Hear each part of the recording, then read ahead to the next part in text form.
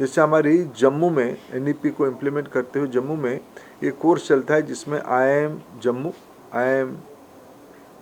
AIIMS Jammu and IIT Jammu तीनों मिलके एक यूजी कोर्स चलाते हैं, मल्टी डिसिप्लिनरी कोर्स चलाते हैं। एक स्टूडेंट जब मेडिसिन से पढ़ रहा होगा तब थोड़ा मैनेजरियल पढ़ाई भी करेगा कुछ सेमिस्टर्स में टेक्नोलॉजी भी पढ़ेगा। तो आने वाले दिनों में जो हमारा नया स्टार्टअप इकोसिस्टम है मेडिटेक की ओर जा पाएगा, मेडी स्टार्टअप में वो जा पाएगा। ये सब रेगुलेटरी यूनिफॉर्मिटी उसमें से लाया गया है। उसमें हमारी सोसाइटी में एक बहुत बड़ा आवश्यकता अभी बनी है स्किलिंग, रिस्किलिंग एंड अपस्किलिंग। हमने एनईपी को इम्प्लीमेंट करते हुए न्यू क्रेडिट फ्रेमवर्क भी बनाई है। क्रेडिट आर्किटेक्चर हमारी बन चुकी है।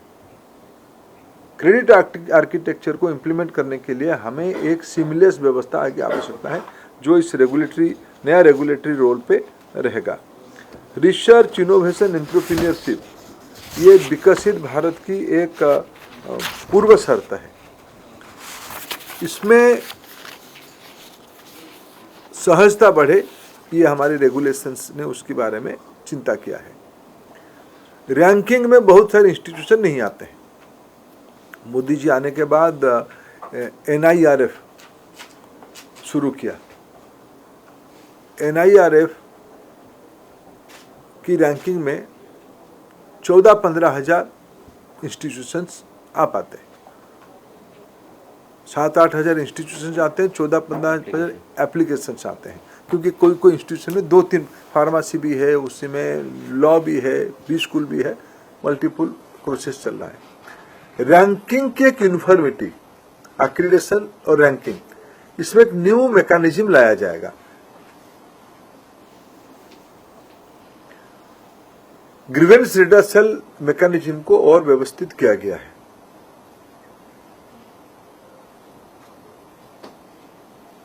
रेगुलेटरी रिजिम को पारदर्शी और सहज सरल करने की कोशिश किया जाएगा।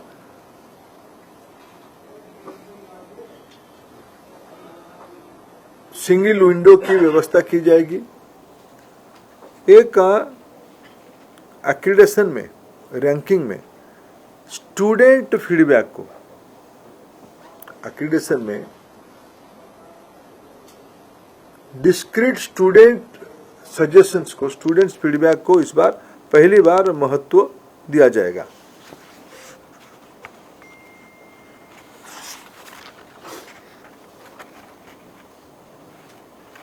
हमारी जो काउंसिल्स बनेंगे उसमें से, जैसे मैंने कहा पहले स्टेट की रोल नहीं होती थी, अभी स्टेट की भी रिप्रेजेंटेटिव रहेंगे।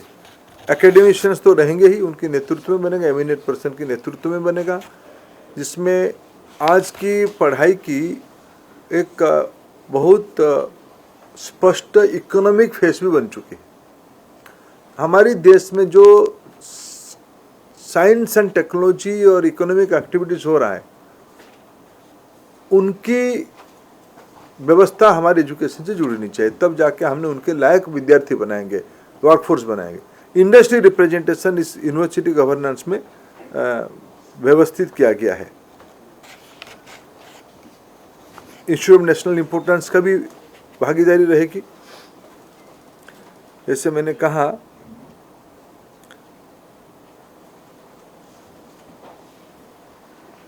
ये अपेक्स बॉडी की, विकसित भारत शिक्षा